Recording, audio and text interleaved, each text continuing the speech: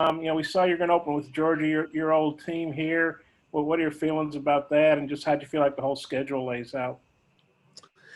I haven't had a chance to really dig into the schedule because it came out while we were at practice, and I just got off the field to shower. Somebody's not unmuted. But as far as Georgia goes, we'll wait and see if you can find. Got a big echo in here. No, I don't. No, I'm good. As far as Georgia goes, I'll be excited to see all the guys and all those things. I mean, you look at the University of Georgia, they've been the Big East champs 3 years in a row, national runner-up, 2 Orange Bowls, 1 victory, Sugar Bowls. And they're a big, tough, physical, greatly coached football team. And they're on our schedule, and we'll be excited to have a home opener here and have a great respect for everybody in that program and the way they coach and the way their kids play. And it'll be a great measuring stick to see where we're at. Tom?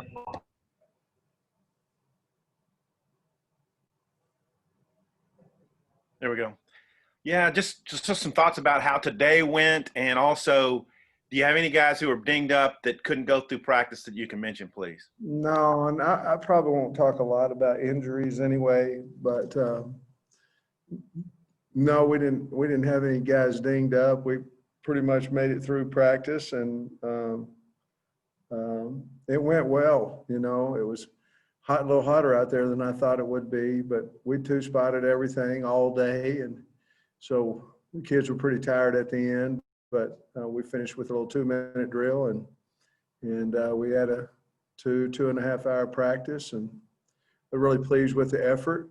And we'll look at the tape and see what we need to improve on. But our whole talk to them is we have to go to work, and they did that today. Alyssa.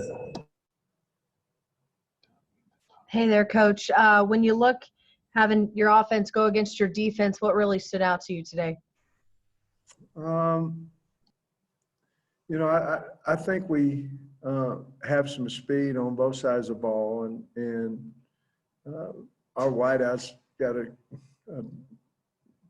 unbelievable amount of reps today, and they fought through it. But I think we practiced well together. You have to now, Alyssa, when you don't have pads on. You have to be smart, practicing against each other.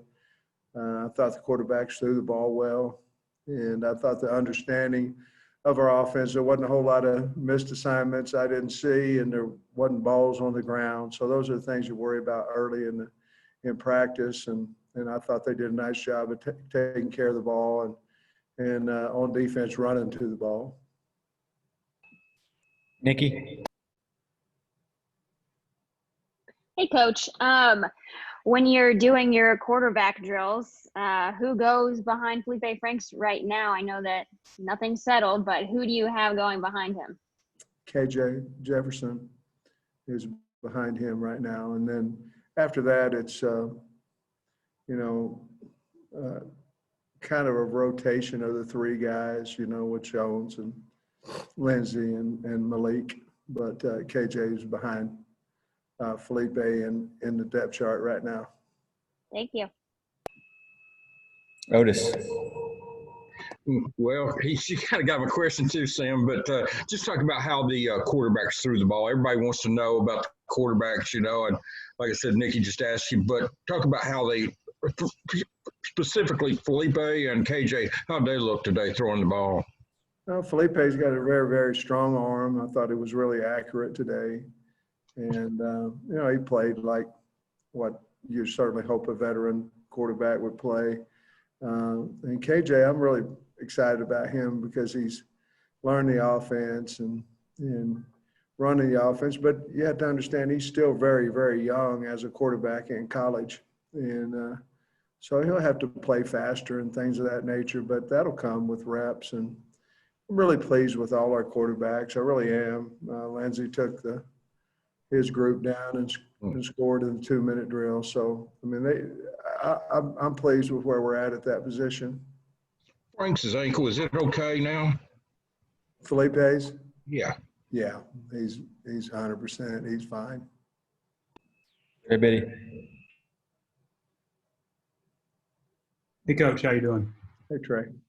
So I was wondering about Traylon Burks, a guy we hadn't really talked a whole lot about, unique player on the field and off the field. What do you think you have in him? What kind of role could you foresee him playing for you guys this year? I mean, I think it's time for him to be one of, to get up there, and he's talented enough to be a one receiver on several teams, in my opinion. And we got to find ways to get the ball to him, whether it be throwing it to him and running him out of the backfield, throwing quick swings to him. He's a big, fast receiver that we need to get touches to him, and he's earned that, in my opinion, through the walks, through his off-season workouts, and certainly today. I think the world of him. He's a great kid. He was loyal to Arkansas in recruiting, and that makes a big difference to me too. So he got to earn that spot, but he's a talented guy. I really like him. You see him on special teams? Yeah, absolutely. We have him on, if not all special teams. I think we have him on every special team. I think he's a dynamic return guy, and we're using him there as well. Coach. Coach, I was wondering if you could maybe give us a little update on Marcus Henderson. I know he came in listed around 300, but on the roster he's down to 286. What have you seen from him since he's gotten to campus? Well, he's young, he's very talented. He's got really good feet, and very talented. I mean, he's smart. He's trying to work his way into that two deep, and he's certainly talented enough to do that. But we're really pleased with him. We'd take him every year if we could get one like him. He's going to be a really good player for us. John Neighbors. I'm good, man. I don't have anything. What's up, John? If you've got questions, hit me up in the chat. Tom? Thanks. Hey, Sam, can you kind of describe who scored touchdowns, who looked good running and catching? Just kind of give us an idea. I mean, little play-by-play. I mean, we didn't have any pads on. They were going full speed as far as they could, and they were taking care of each other. But I don't know that there's any really standouts today from practice. Like I say, the defense stopped the 1 and 2 offense in the 2-minute drill. The 3 offense scored on the 3 defense. But, they played with a lot of energy. They played well together. And I thought more than anything they fought through adversity as far as, like I say, we 2-spotted all day. There's a lot of running going on out there, and I thought our wideouts and our DBs fought through that real well, and I was real pleased with that. We're trying to be a tough football team, so we had to put them in tough situations, and we did today, and they did a really good job. Dorian?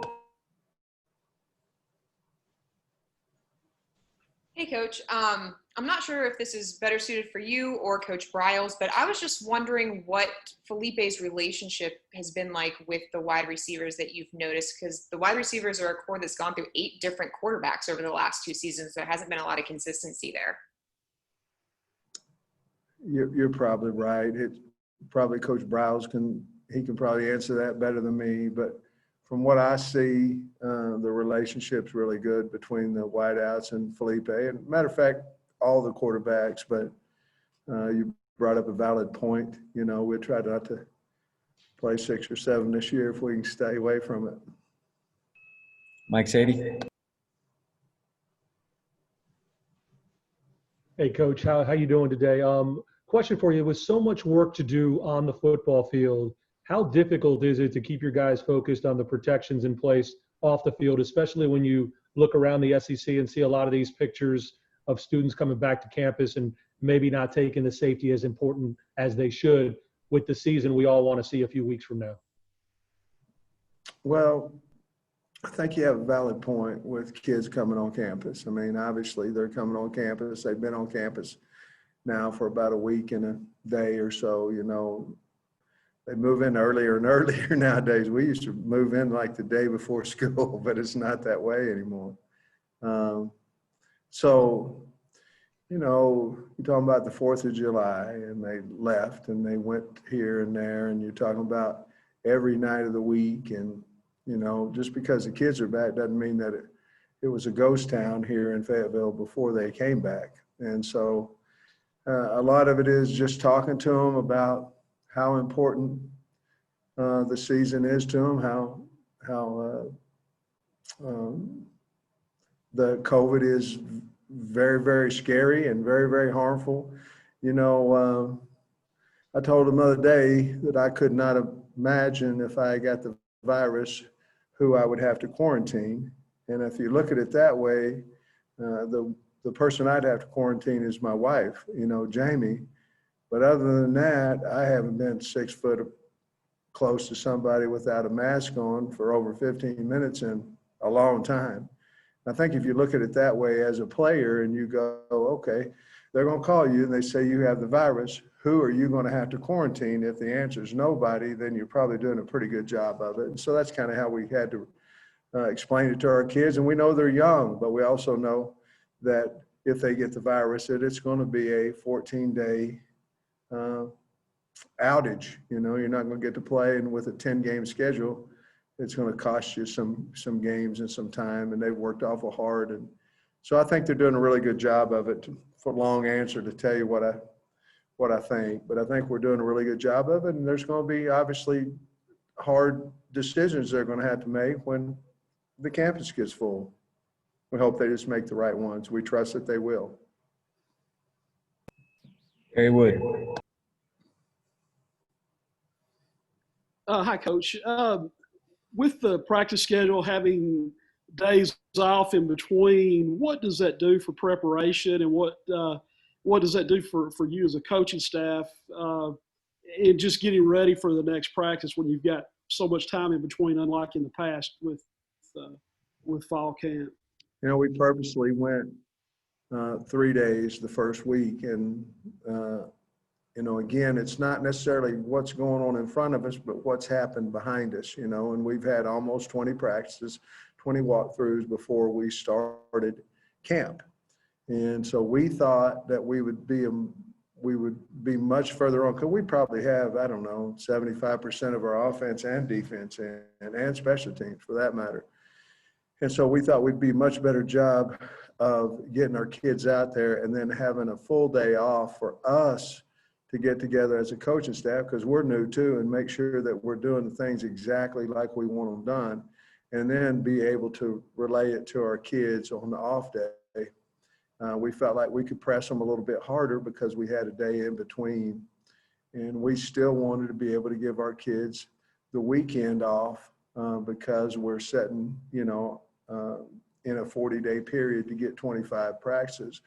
We want to be ready and physically and emotionally ready to play the first game. So we start out a little bit slower than some of the other teams across the country.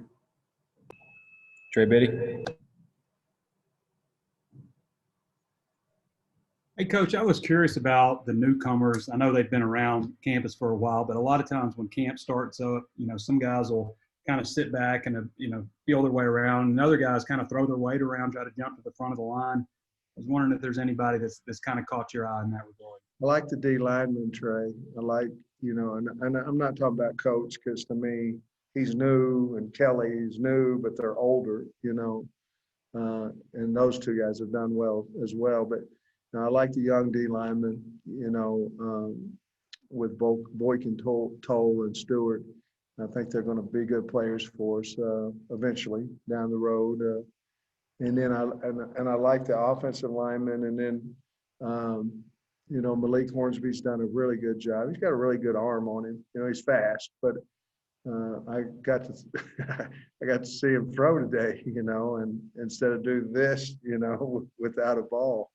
And he's got a strong arm, accurate arm.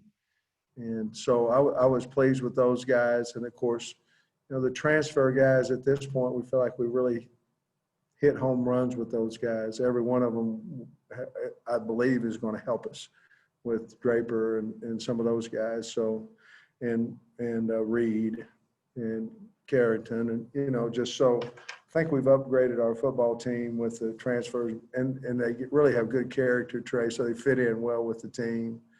But the young kids, that's probably who I'd say the O and D linemen and that have probably stood out the most in that group of true freshmen, along with Malik. Nate? Sam, just as far as finally getting a practice in, how did that feel like for you today after all this time? Where you actually had a practice with the team? And it was awesome. I mean, I'll get better every day. You know, I have to learn as a head coach of how to run a practice exactly like I want. I thought it went well today, but there's some things that I wrote down that I'd like to change, or not necessarily change, but we had a 6-play rack of inside run, and I think it's too many. So we're going to change it to 4 tomorrow or on Wednesday. So just some things that I thought might be the best for our football team that I don't now. But as far as being the head coach at Arkansas and going out there to a practice, it was everything I thought it would be. And who made that happen is our assistant coaches and our team. I mean, they worked, and we just keep preaching. We're a blue-collar team with Arkansas Razorbacks, and let's go play hard, play tough, and play smart. And they did that today. I was proud of them, and I was really honored to be out there with them. 2 more. Otis?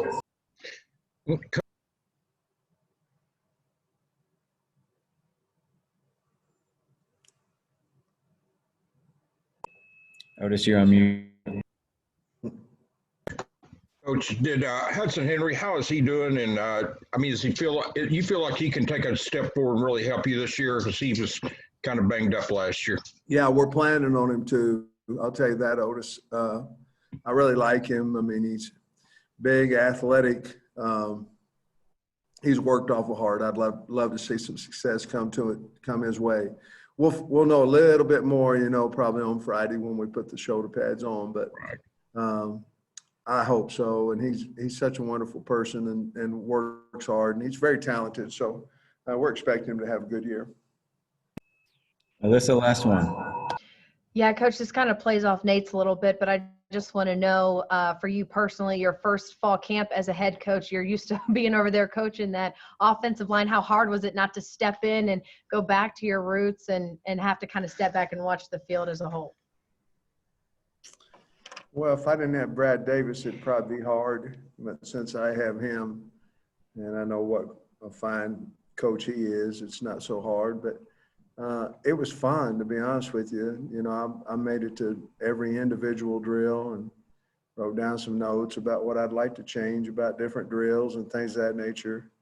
The practice goes a lot longer than it does as an assistant, because you're watching so many different things. As an assistant, you're so ingrained in what you're doing that the practice seems to go a lot faster than it did today. But it was only 2.5 hours from start to finish, so shouldn't have been that long, but it seemed like it was a long time.